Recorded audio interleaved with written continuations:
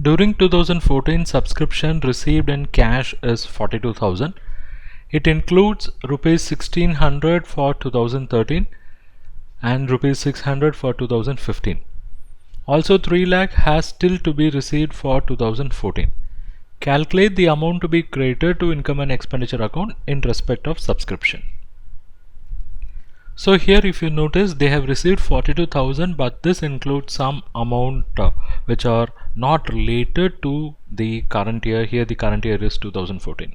It means this 42,000 includes 1600 of 2013 and 600 of 2015. So these two amounts are not related to 2014. It means we have to deduct them. But this 42,000 does not include this 3,000 which is still to be received. It means we should add this 3,000. Only then we'll be able to find out what amount should go to income and expenditure account in the name of subscription. So let's have a small table where we'll capture all this. First we'll get started with amount received. What is the amount received? Amount received is 42,000. Okay, now what is the amount which is pending for receipt? We'll add that. Okay, so we'll say add amount outstanding on 31st December 2014. It is 3,000. Okay, so ideally this should be 45,000. But we know that this 42,000 includes two items which are not related to 2014. It means we have to deduct them. So let me deduct that. Less received on account of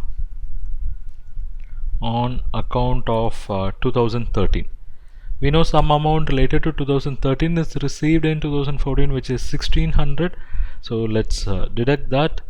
Similarly, we should also deduct something related to 2015. So I'll say item D, less received on account of 2015, and the amount is 600. Okay, so these two have to be deducted from 45,000. So let's see, 45,000 minus 1600 minus 600, so amount is 42,800. So this is the amount which should go to income and expenditure account. Okay, now let me show all this by opening respective accounts, because what we have done now is we have simply made use of Excel.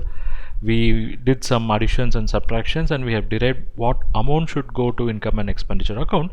Let us take it in accounting way. It means there are various aspects are involved. If you notice this 42,000, this is subscription received in cash. Okay, and this is subscription outstanding, and this is subscription received in advance, say in 2013, or this 1600 was basically, if you go back to the question, that is 1600 for 2013 received in 2014. So this is also subscription outstanding, but not related to 2014 but related to 2013. So we can say this 1600 is opening balance of subscription outstanding, and this 3000 is closing balance of subscription outstanding, right? And this 600 is nothing but subscription received in advance. I'll say subscription in advance.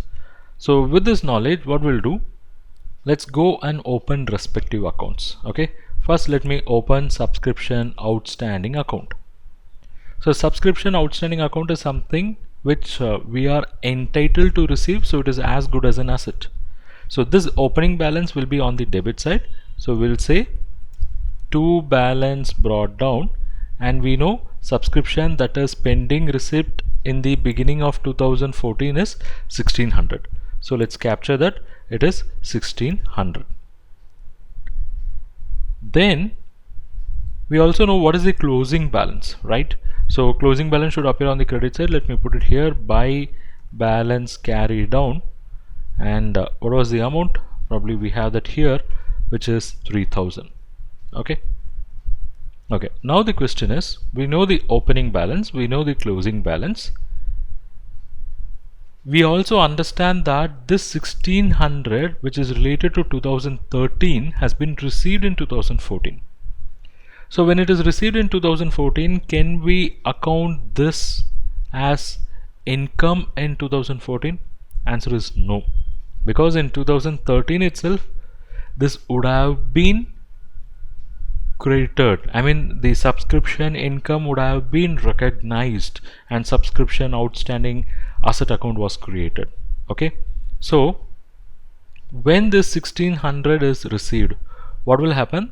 The entry will be for receipt of money and the credit should go to subscription outstanding account. But in this case, if you notice, we have the opening balance 1600. It means subscription outstanding account is already in debit.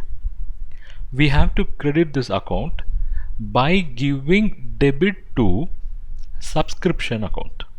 Okay, now why that is happening? Because when the cash is received, it is in totality, it is going to be affected in subscription account.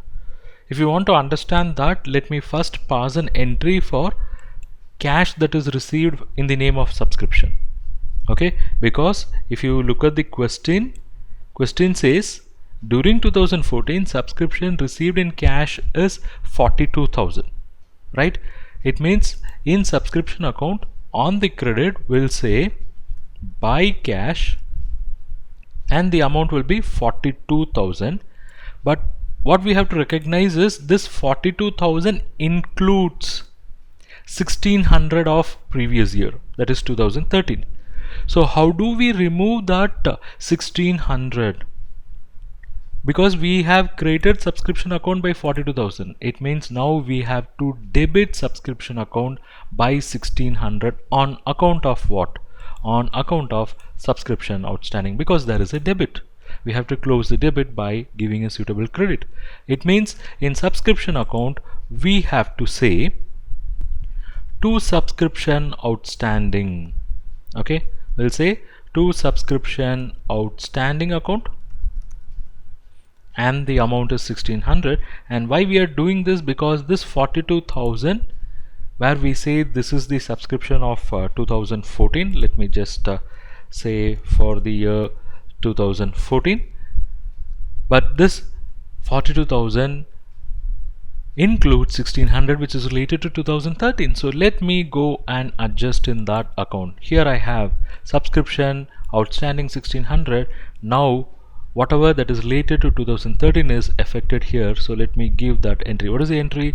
Subscription account debit to subscription outstanding credit. Okay, it means here I have to say by subscription account and the amount is 1600. I hope this clarifies. Okay, so this is point number 1. Number 2, rupees 3000 still to be received for 2014. Okay, it means they are supposed to receive subscription.